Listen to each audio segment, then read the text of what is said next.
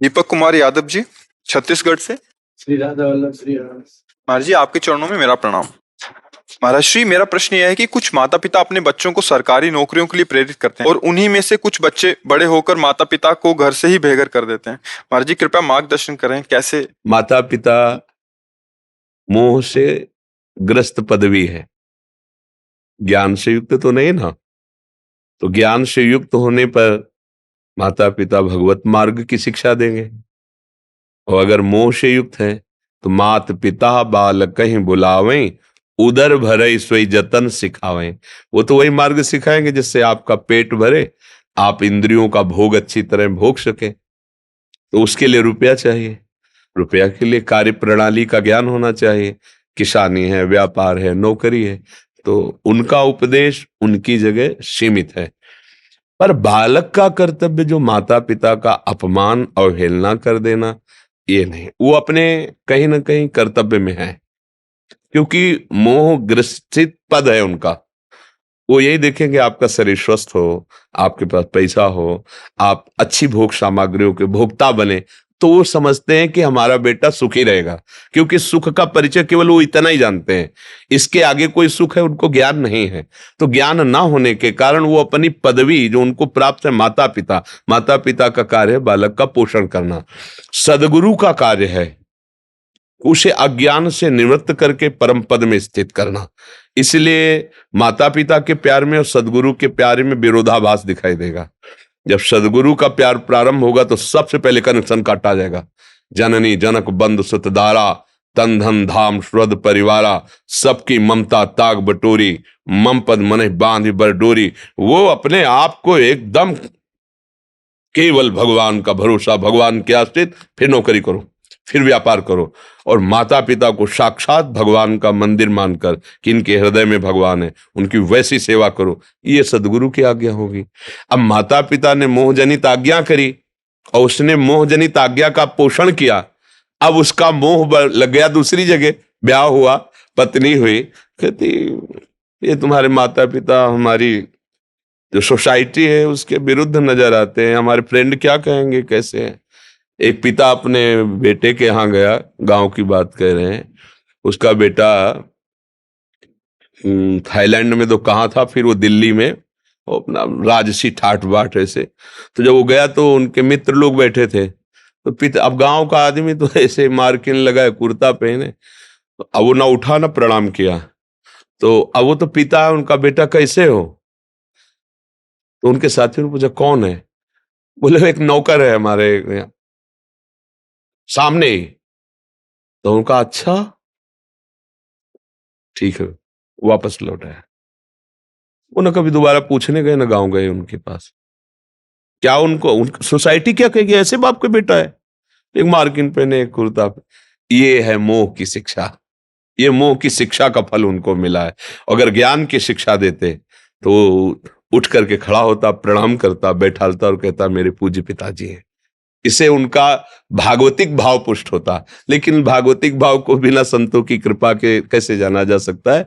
तो माता पिता तो अपने हिसाब से ठीक उपदेश करते, पर पुत्र को चाहिए कि जिन माता ने लौकिक दृष्टि से भी देखो ठीक है वो मोह से, पर हमारा कर्तव्य है कि जब वृद्धावस्था उनकी आवे तो उनको वैसे ही दुलार करे जैसे उन्होंने मेरी शक्तिहीन अवस्था, बाल्यावस्था में उन्होंने मुझे दुलार किया था। ये कर्तव्य है बालक का, ऐसा कभी नहीं करना चाहिए। और ऐसा जो करता है कि अपने माता पिता का अपमान करता है, माता पिता को अलग कर देता है और वो कष्ट भोगते हैं, तो उसकी दुर्गति पक्की है, यहां भी और वहां। वो भी आगे देख ले, उसका परिणाम यही आएगा उसके आगे, और आगे चलकर उसे दंड मिलेगा इस बात का।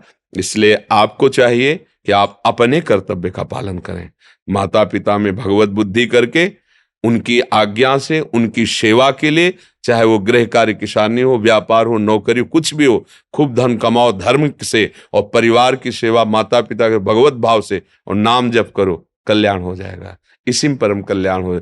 कभी माता पिता का अपमान न करें।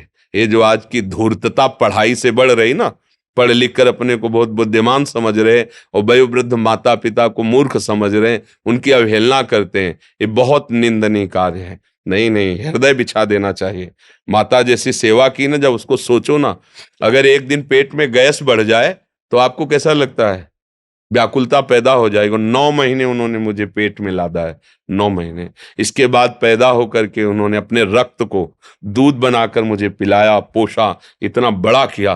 तो हमारा कर्तव्य है, जैसे कहते कि आप लोग, तो जो गति न रुपए से होती है, न तपस्या से होती है, न बड़ी बड़ी साधनाओं से होती है, वो गति मेरे माँ को मिलेगी, मेरे पिता को मिलेगी, क्योंकि हम निरंतर भगवान में उनके द्वारा सजाए हुए जीवन को समर्पित करके उसका फल उनको प्राप्त होगा। जो किसी भी तरह से नहीं प्राप्त हो सकता वो उनको प्राप्त होगा। कहते 21 पीढ़ियां तर जाती, फिर तो माता पिता ही हैं। तो इसलिए अगर माता पिता की सेवा कर ले गया तो भगवान की प्रसन्नता सहज में प्राप्त हो जाएगी। ये वयोवृद्ध माता पिता को ठुकरा देना, ये बिल्कुल नरकगामी होने का बहुत बड़ा पॉइंट है, बहुत बड़ा पॉइंट। इसलिए हृदय कांपता है आज के बच्चों को देख। बूढ़े माँ थप्पड़ मार देते हैं, हमने देखा है, थप्पड़ मार दे बूढ़े माता पिता। यार इतनी तुम्हारी बुद्धि भ्रष्ट हो गई कि अगर अपनी अवस्था से कोई बड़ा बुजुर्ग है वो अपराध भी कर दे तो भी ऐसा नहीं करना चाहिए। उसको कह कि आप पिता तुल्य हो, संभाल के बोलिए, आप जाइए, जाओ छाप। वयोवृद्ध, देखो हमने सभ्यता देखी है, जैसे बस में चढ़े और 2-4 ऐसे जो सात्विक वृत्ति वाले हैं बैठे हैं उसमें, और कोई वयोवृद्ध आया तो खड़े हो जाते हैं, बाबूजी आप बैठ जाइए, कोई परिचय नहीं, पर आप वृद्ध हैं, इतनी देर कैसे खड़े रहेंगे, आप बैठ जाइए, हम तो जवान, हम तो घंटों खड़े, कोई माई बहन है, आप बैठ जाइए। ये सब एक मनुष्य की सभ्यता है।